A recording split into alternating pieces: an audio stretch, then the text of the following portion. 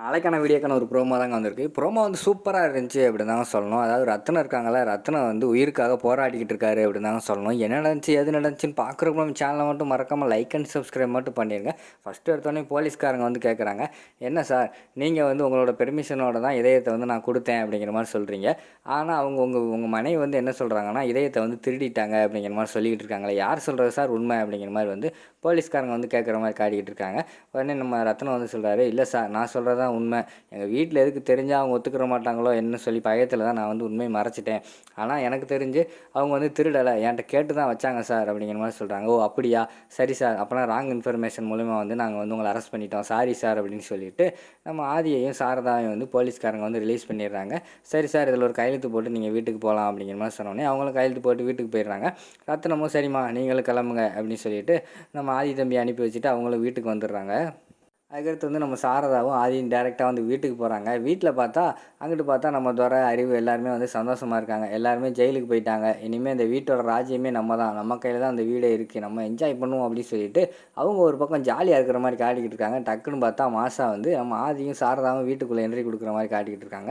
எல்லாத்துக்கும் ஈ அடித்த மாதிரி ஆகிப்போச்சு. என்னடா இது, இப்படி போனவங்க இப்படி வந்திருக்காங்களே அப்படிங்கிற மாதிரி சொல்லிட்டு இப்போ தான் அரெஸ்ட் பண்ணிட்டு போனாங்க, அதுக்குள்ளே எப்படி ரிலீஸ் பண்ணாங்க அப்படிங்கிற மாதிரி சொல்லிட்டு உடனே வந்து போலீஸ்காரங்கிட்ட வந்து துரை வந்து விசாரிக்கிற மாதிரி காட்டுறாங்க. உடனே போலீஸ்காரங்க வந்து சொல்கிறாங்க, தம்பி உங்களோட அப்பாவே வந்து அந்த இதயத்தை வந்து என்னோட பெர்மிஷனோட தான் வந்து இதயத்தை வந்து மாற்றி வச்சான்னு சொல்லிட்டாங்க.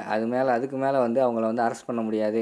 ஏன்னா பையனை பெற்ற அப்பாவே வந்து என்னோட பெர்மிஷனோட தான் மாற்றி வச்சுருக்காங்க அப்படின்னு சொல்லும்போது நான் என்ன ஆக்ஷன் எடுக்க முடியும், அதனால தான் ரிலீஸ் பண்ணிட்டேன் அப்படிங்கிற மாதிரி வந்து போலீஸ்காரங்க சொல்லிடுறாங்க. பயங்கரமான கோவம் வந்துருக்கு துரைக்கி. இருங்க எங்கள் அப்பா நான் சும்மா விட மாட்டேன் அப்படின்னு சொல்லிட்டு கோவத்தோடு வந்து வீட்டுக்கு போகிற மாதிரி காட்டுறாங்க. அப்போ வந்து ரத்னம் வந்து வீட்டில் ஒரு காப்பி தண்ணி போட்டு கொண்டு வா அப்படிங்கிற மாதிரி மரகதத்திட்ட சொல்கிற மாதிரி காட்டிக்கிட்டு இருக்காங்க. அந்த நேரத்தில் வந்து துரை வந்து வீட்டுக்குள்ளே வந்து என்ட்ரி ஆகுறாங்க. அப்பா என்னப்பா பண்ணி வச்சுருக்கீங்க, என்னப்பா நீங்களும் காசுக்காக வேலை போயிட்டீங்களா, பாரதியையும் தமிழை எங்கப்பா அப்படிங்கிற மாதிரி வந்து கேட்காங்க. அதெல்லாம் உனக்கு தேவையில்லாது, நீ போடா அப்படிங்கிற மாதிரி வந்து சொல்கிறாங்க. உடனே மரகதம் வந்து கேட்காங்க, சொல்லுங்கள் அவங்கள பார்க்காம என்னால் இருக்க முடியல, பாரதியையும் தமிழ் பாப்பாவும் எங்கே அப்படிங்கிற மாதிரி கேட்டவொடனே, ஏய் மரகதம் சும்மா நடிச்சுக்கிட்டு இருக்காத, பாரதி மேலே நீ எவ்வளோ பாசம் வச்சுருக்க எல்லாமே எனக்கு தெரியும், தேவையில்லாமல் ஏதாவது அவன் மேலே பாசம் இருக்கிற மாதிரி நடிச்சுக்கிட்டு இருக்காது சரியா அப்படிங்கிற மாதிரி சொல்கிறாங்க. சரிப்பா, எதுக்குப்பா போய் நீங்கள் வந்து என்னோடய பெர்மிஷனோட தான் இதயத்தை மாற்றி வச்சாங்கன்னு சொன்னீங்க, என்னப்பா நீங்களும் விலைக்கு வேலை போயிட்டீங்களா, காசுக்காக என்னென்னாலும் பண்ண ஆரம்பிச்சிட்டிங்களா அப்படிங்கிற மாதிரி சொன்ன உடனேயும் நம்ம ரத்தினத்துக்கு வந்து பயங்கரமான கோவம் வந்துடுது. டேய் என்னை எடுத்து நீ பேசிக்கிட்டு இருக்கியாடா, என் மகன் இது, நான் என்ன வேணால் பண்ணுவேன் போடா அப்படின்னு சொல்லிட்டு அந்த இடத்துல வந்து நம்ம 4 அடி அடிச்சிடுறாங்க நம்ம துரைக்கு வந்து கோவம் வந்துடுது. ஏங்க விடுங்க விடுங்க அப்படின்னு சொல்லிட்டு மரகதை வந்து தடுக்க வராங்க. மரகதத்தை அடிக்க ஆரம்பிச்சிடுறாங்க. மரகதத்தை அடித்தவொடனே துரை என்ன பண்ணிடுறாரு, கோவப்பட்டு ரத்தினத்தை வந்து தள்ளி விட்டுறாரு. தள்ளி விட்டுனவர் வேகமாக போய் சுவத்தில் விழுந்து டம்முன்னு கீழே வந்துடுறாரு.